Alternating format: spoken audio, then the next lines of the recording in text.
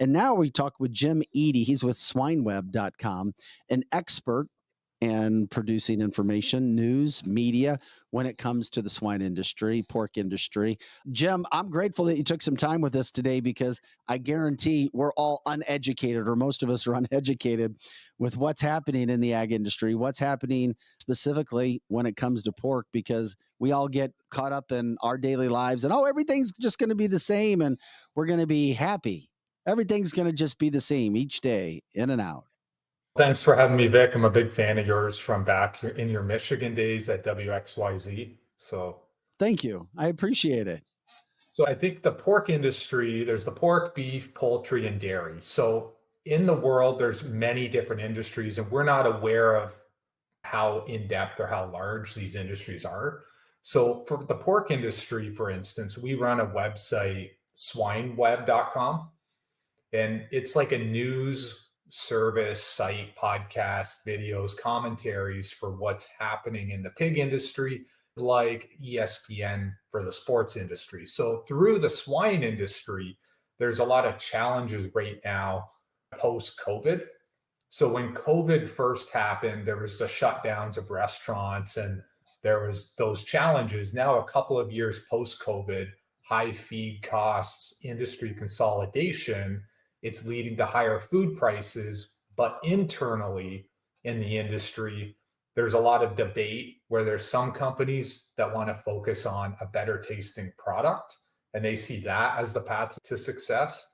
And then there's other people that are more, everybody has a different philosophy. So the general high feed costs, inflation, consolidation has affected things, but there's more to it than that.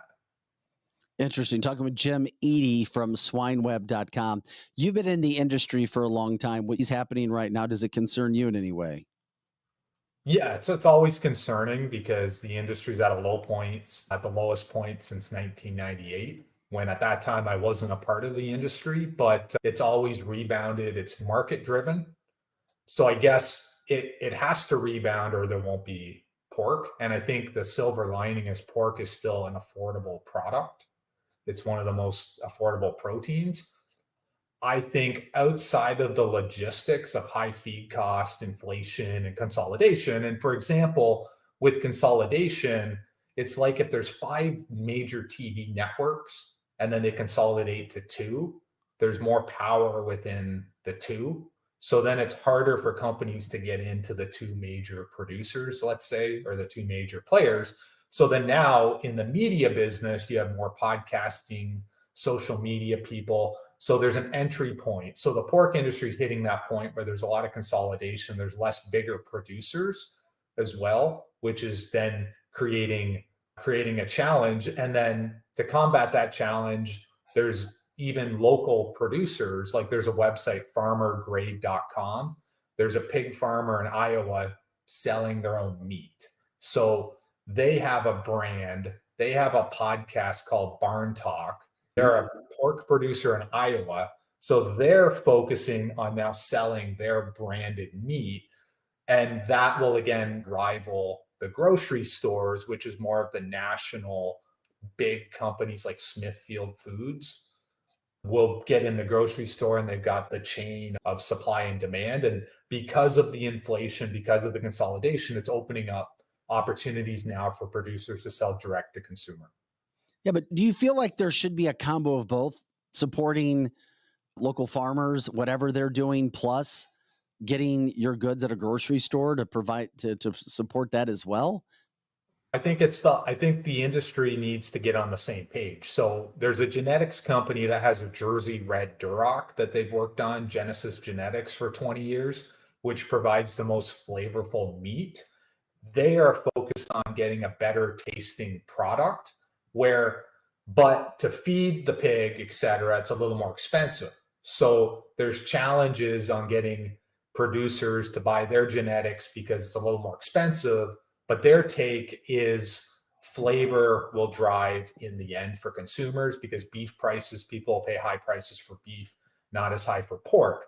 So they're in the belief on a national scale, their product needs to be in the grocery stores for consumer overall consumer demand. And then I see what is on a boutique level. I feel like if like This'll Do Farms who are selling the farmer grade meat, and there's other local farmers that are doing it. If we can create more demand locally, I feel like then that can expand on a national level if people can connect with the brand of the local producer. So I think there's a combination. When's it going to end? Is it the high feed costs that are the challenge, or is it the product itself? Gosh, that scares the hell out of me to It hear is that. scary. Hey, by the way, on a lighter note, you do know where the pork steak capital of the world is, don't you? You talking Des Moines? Is it? Des Moines Maybe I've is? been educated. I thought there was only one place, and it was St. Louis, Missouri, pork steaks. We did. There's a family farmer up there in the Ozarks that we did a podcast with, Cambry Thrasher. So he's started an operation from scratch in Missouri. And that's what the industry's lacking, is more entrepreneurs like him getting in at the ground level, because it's become so corporate. But Missouri, a lot of University of Missouri, they produce a lot of high quality articles for the swine industry as well. Oh, yeah, of course. With Hmm. journalism school, it makes total sense, especially Yeah. being in the middle of ag area. So I had no idea that Des Moines, Iowa, you could probably go to Des Moines, Iowa and get a good pork steak then. Boy, that's good to know. It's home of the World Pork Expo, which is every June. And then it's the largest hog producing state. So it's a go to. Des Moines, Iowa, North Carolina's big, Minnesota, Indiana, Nebraska, Ohio, Michigan a little bit as well. Nothing's better than a good barbecue. Yeah, we've got pork Jim. We've steak. got Jim on to talk serious stuff, and I'm taking it into more of a comedic value. Do you know where the most bacon is sold? That's over my head, Vic. Do you have Okay, the answer? sorry. No, I don't. It's my favorite food. I'm sorry. Bacon and pork steaks are the best. So Well, anyway, bacon Jim, is popular, and they're trying to drive more the chops and the higher end of it too, because bacon is so Oh. popular. It's getting people to cook the rest of it properly and getting that in demand. So you're a big bacon eater? yeah. Oh, I love the bacon, my friend. I know. too. I know. Too. We need a pork fast food restaurant or something like that, right? Because we don't have that as well. I think people would jump in on that. Hey, Jim, we're talking with Jim Eadie from swineweb.com, expert deliverer of information when it comes to the pork industry. You have your own podcast that you do internationally. I'm curious, you bring up this new guy in the Ozark area in the state of Missouri that's starting up his own business. How does one even start up a business in pork? Depends on what kind of business, because I think there is a lot of layers to the industry. Are you going to be a producer? Are you going to produce pork? Are you going to create a brand, sell the product? What kind of level are you looking at? Any level for business when people hear, because you said we need more of that happening in this country. That's, I think, the challenge, because a lot of people, I think, unless they're raised on a farm, aren't looking to start a pig operation. So because there's less farmland and more consolidation and less family farms, there's less people taking over the family farm. So I feel like there needs to be on an educational level on how do we get people even wanting to start a pig farm. And Mhm. if that makes sense, how do we create that opportunity? And it isn't something people are jumping in on. From the business side of it, our website took off because 18 years ago, there was just magazines, and we saw an opportunity to deliver content every day. So we got in on the media side. And then the business side, there's a lot of ag tech companies which are launching apps for how do you monitor disease outbreaks? How do you manage record keeping for your pigs? So there's the business side of it that a lot of entrepreneurs are coming in on the tech side, because the industry in ag is a little behind on tech. So that's where some of the opportunity is. But the big question is, how do we get people wanting to start a farm and have a family farm, generational family farm?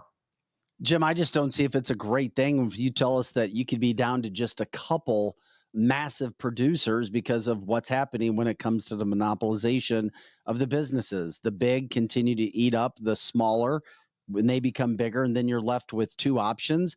That's going to Well, be an issue, isn't it? yeah, that the pork side of it, there's still in the US like 10 to 25 significant companies. but there's basically a top 10 that control a lot of the pigs. But again, how people are combating that is people are launching their own meat line, right? So the Barn Talk, This'll Do Farms, they have a podcast right in their barn in Iowa, and they have a huge following of people, and they're leveraging that to show how pigs are safely and humanely raised.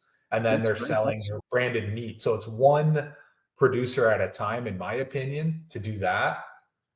Yeah, that's a brilliant idea. It is. It's a very good idea. So okay, but how many of those are there, Jim? I don't have a number. I know even locally, I see people selling like pork stands at their local farms. So there's more of that.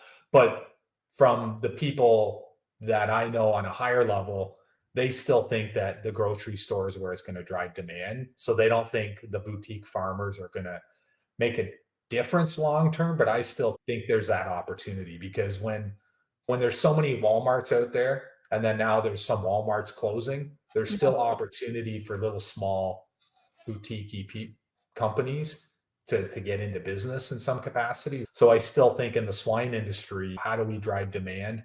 I think it's the better tasting product, more boutique farms, and then just work hard. But it's a little concerning. You've made a very good point about a lot of the Walmarts are closing in a lot of different areas, some in the city, some in very rural areas. The Walmarts are not making it. And so getting a boutique farm in that area should be on the rise now. And so it's not that I want Walmarts to go out and leave vacant buildings, but it does give opportunity for the mom and pop stores. And I think that's going to start turning around. And that's what I think. Now, I don't know on the larger scale. I believe most consumers go into a grocery store. So how do we get pork better marketed in a grocery store? How do we work on flavor? That's one thing. But I still believe if there's one boutique at a time selling pork, having a brand, creating demand that way, it then creates more economic flow instead of everything going to the big corporation like Walmart. So every business starts with the hope that they're going to get big and large. And then once you get too big, sometimes the bubble always pops and there's always entry for new entrepreneurs. So I still think in the swine industry, it's that, because if you can create demand locally and then someone else can, and you keep building collaboratively together, I think the story will win out in the end. And then on the national level, I think, in my opinion, just focus on a better product and then creating even a brand, like having a fast food restaurant for pork, or creating more pork on the menu, and just creating the awareness to the consumers that this is a great product. Our prices are going to continue to go up regardless, aren't they? Over time, they consistently have, but it's time will tell on the food level. Pork is still one of the most affordable proteins, but in Canada here, the prices have subsided a little bit. But I do notice in the US, when we go get groceries, you guys are higher than we are, and we used to be able to go to the US to save. Oh, wonderful. And now it's so it's cheaper here now. Of course it is. Yes. I'm sorry. It frustrates me when I hear that and see those things happen. We want to be heading in the right direction, Jim, not in the wrong direction. That's for sure. Hey, is there anything that we haven't asked you about that you think is important for viewers and listeners to know about your industry, the ag industry, anything from that standpoint, maybe to help themselves, put themselves in a good situation, maybe now, or things that are coming down the line? Well, just people in the pork industry have a real passion for the business. They take pride in feeding the world, and everything is up to par. There's constant government inspections. Animals are treated great. So I think sometimes there's a misconception of that, but everything is regulated. People in the industry love what they do. They love feeding the world. And I think it's just continue to buy pork and know that there's more than meets the eye. All right. Jim Eadie with swineweb.com. Once again, swineweb.com. You can check out more about what he's doing. How can people check out more of the podcast and what you've got going on?